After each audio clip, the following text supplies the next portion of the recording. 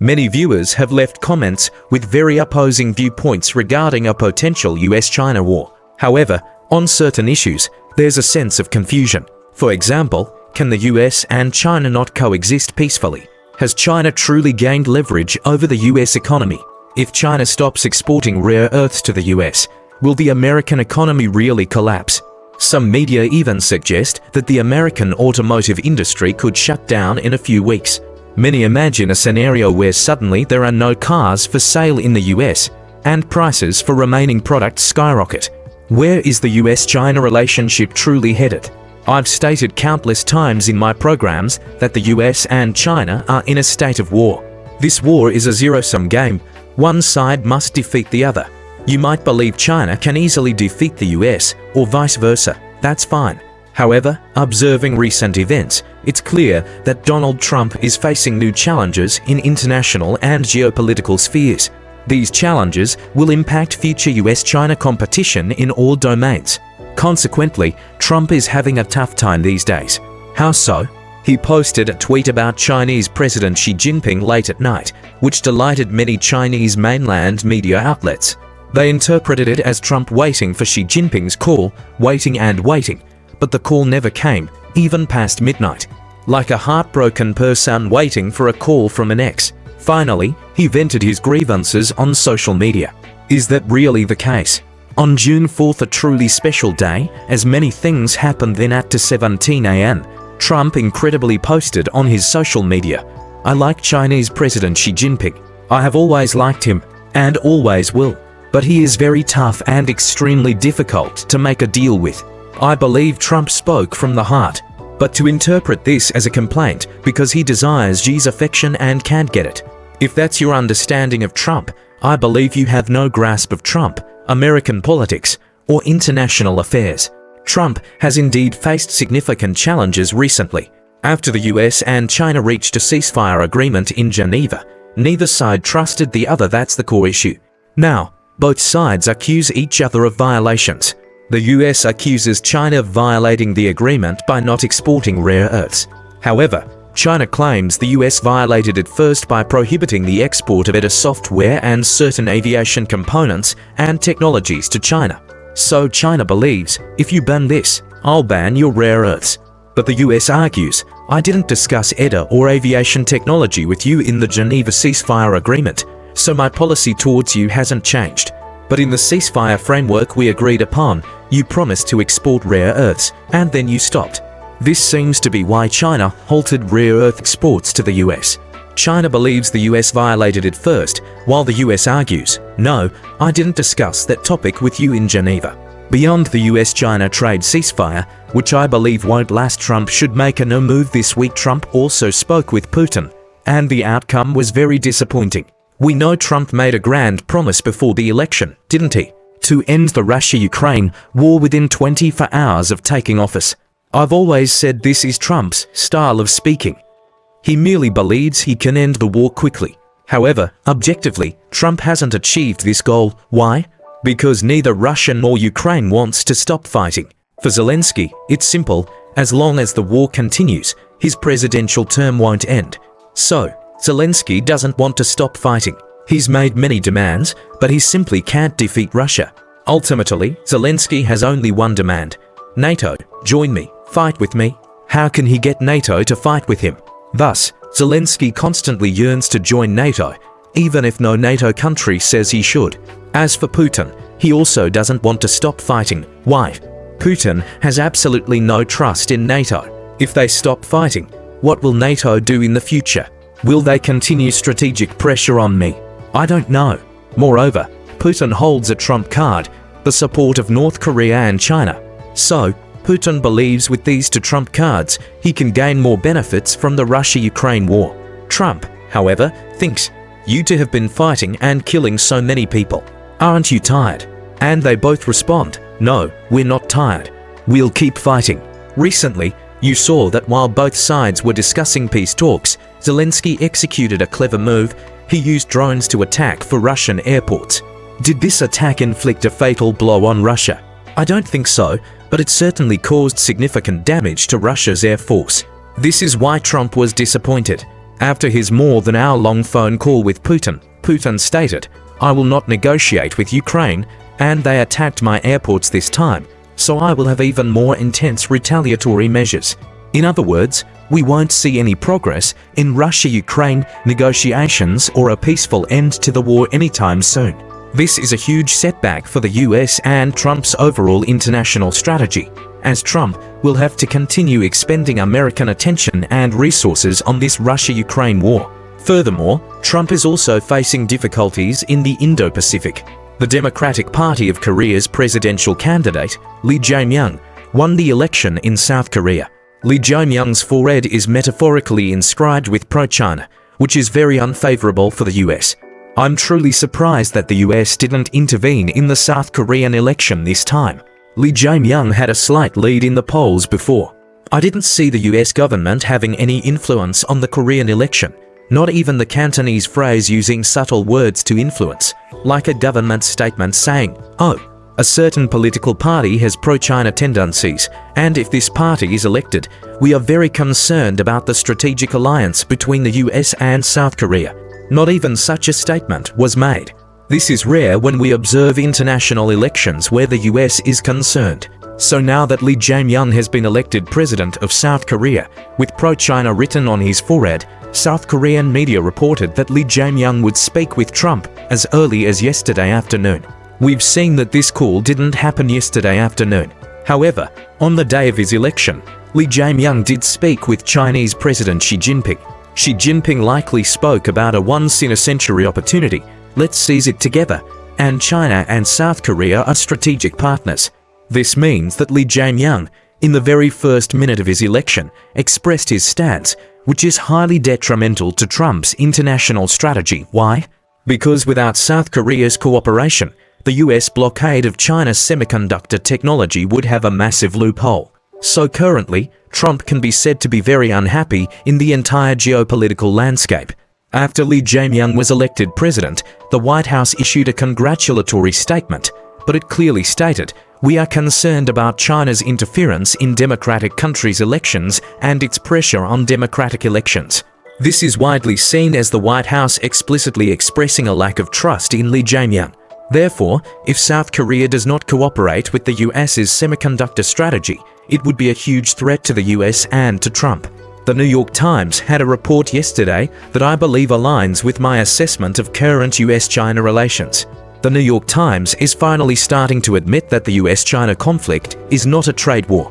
The New York Times stated that the US-China trade conflict is rapidly evolving into a global supply chain struggle. A struggle over supply chains will eventually lead to a war between the two countries, as there is historical precedent. Why did the Pearl Harbor attack and the Pacific War happen in World War II? It was due to the US-Japan production supply chain issue. The US cut off Japan's military-industrial production supply chain, so Japan ultimately felt it had to defeat the US. Now, it's the same between the US and China. The New York Times says this supply chain war is occurring based on both countries raising tariffs on each other's imports and exports. It has now shocked some companies. What's shocking? These companies cannot produce their products without components from their respective countries. This also makes US officials increasingly concerned that China could choke off other vital American lifelines. Right now, it's rare earths. Actually, there's another thing that greatly worries the US government: pharmaceuticals. Some media reports say over 60%, others say over 70% of the raw materials for medicines used by Americans come from China, and even the finished products. So, if the conflict escalates, taking the rare earth war as an example, what would be the impact on the American pharmaceutical market if China stops exporting pharmaceutical raw materials to the US? So now, many believe China can easily defeat the US because it holds rare earths and pharmaceutical raw materials. Is that really true? Let's look at the European Union. On June 10th, a truly special day, the EU announced the launch of 13 new raw material extraction and supply projects located outside the EU. The EU's relationship with China, the EU-China relationship, should be much more moderate than the US-China relationship. However, in leading the creation of new raw material or critical raw material supply chains, the EU is moving faster than the US. This is because, during the Biden administration, although there were intense conflicts between the US and China, Biden didn't do much regarding production supply chains, especially for critical raw materials. What did Biden like to do? Pass a CHIPS Act, then take a large sum of money and subsidize semiconductor companies. But how can these semiconductor companies obtain rare earths, a critical strategic resource? The Biden administration had no strategy at all. But the EU is different. The 13 raw material extraction and supply projects launched by the EU this time cover several places, including Greenland. Many people say Trump is too domineering, too shameless, wanting to incorporate Greenland into the US territory. Do you know how important Greenland is to the US? Look at the EU. The EU is now including rare earths as a key focus in these 13 raw material extraction and supply projects, with Greenland being a central location. On this list, we also see Serbia, which is also very strange because it has very good relations with China, but the EU has also launched projects in Serbia. And South Africa, which also has very good relations with China. Speaking of South Africa, it's a truly strange country. Didn't the South African president just visit the US and was ambushed by Trump at the White House? When he returned to South Africa, do you know what he said? "I successfully visited the US. US President Trump has agreed to attend the G20 summit." After he said that, the US State Department and the White House made no response. So, will Trump go to South Africa to attend the G20 summit? It's unknown. But if he does, will providing rare earths to the US and EU be one of the policies South Africa is asked to cooperate with? This EU plan aims to strengthen metal and mineral supply chains to support the energy transition for electric vehicles, defense, and the aerospace industry. The EU Commissioner for Internal Market, Thierry Breton, said, "We must reduce our reliance on all countries, especially countries like China." So, you might say that in the current international strategy, many people, including some little pink friends on our platform, hate Trump. Trump is evil. Trump is stupid. Without Trump, US-China relations wouldn't be like this. But look at the EU's assessment of China. We must reduce our reliance on all countries, especially countries like China. So, the EU's attitude towards China shows us that in the overall changes in the international situation, the EU cannot stand with China against the US. I've said this many times, but some friends still strongly disagree. The EU Commissioner for Internal Market's exact words were, "China's export restrictions further strengthen our determination to diversify sources of supply." Both EU and US politicians have expressed a very important, very prominent point. We can no longer rely solely on a single country to provide us with products, as we did in the past. Let's translate this into simpler terms. Globalization has completely failed. What was globalization? It was about you playing your role, me playing my role, and him playing his role, and we were all a global village. So, you see, Trump's policies are precisely what the US must do under the premise of the failure of this so-called beautiful goal of globalization. The total number of critical raw material projects in the EU strategy has now increased to 60. Because in March of this year, the EU had already announced 47 projects within the EU. The 13 projects we just mentioned are outside the EU. So, the EU is moving faster than the US in its policies to acquire critical raw materials. Therefore, whether it's the EU or the US, why are these related policies making everyone say, "Hey, globalization was fine, why are you doing this?" Let's look at Marco Rubio's speech at an American think tank. I don't know how much I can cover due to our program's time constraints, but if you're interested in watching Rubio's speech, you'll know exactly which direction America's future China policy will take. The think tank event Rubio attended was called American Compass, an annual event. In his speech, I'll summarize his key points. He said that after the Cold War, we were all elated, believing the Cold War was over and we had won. Therefore, the entire world would become like us, free and democratic. Indeed, at that time, many believed that with the collapse of the Soviet Union and China's reform and opening up, there would be no more communist countries or authoritarian countries. So, people came to a conclusion. In terms of economics, national identity was no longer important. Our Earth was a village. Now, the world would no longer have borders. Where things are produced doesn't matter. What matters is that they are produced in the most efficient place. Where is the most efficient place? China, cheap and fast, with good quality. China might not invent well, but it's excellent at manufacturing products invented by others. So, China's industrial manufacturing is very developed. He said this became a mantra, and he believes for a long time, Rubio admitted, it was a Republican idea. I grew up under this idea that if manufacturing capabilities shifted to another country, it was fine, because it would free up our workers to engage in higher productivity, higher paying jobs. This was something many Americans believed to be true during the wave of globalization. He said there was a notorious view at the time. Who cares if you lost your job in a factory? You will learn how to code. You will make more money. However, facts have shown that this industrial policy is extremely destructive. It stripped this country of its industrial production capability, its ability to manufacture things, and the ability to produce and manufacture things leads to consequences. It harms the economy and it harms the nation. When Rubio spoke about this, he mentioned a historical figure, Isoroku Yamamoto. We know that before the Pacific War broke out, before the attack on Pearl Harbor, Yamamoto was the commander of the combined fleet. He planned the attack on Pearl Harbor, but Yamamoto was very reluctant to attack Pearl Harbor. Why? Yamamoto himself had studied and worked in the US for a considerable period, and was reportedly a regular at Las Vegas. Yamamoto told the high-ranking Japanese politicians, if you have seen America's manufacturing capabilities, you would not want to go to war with them.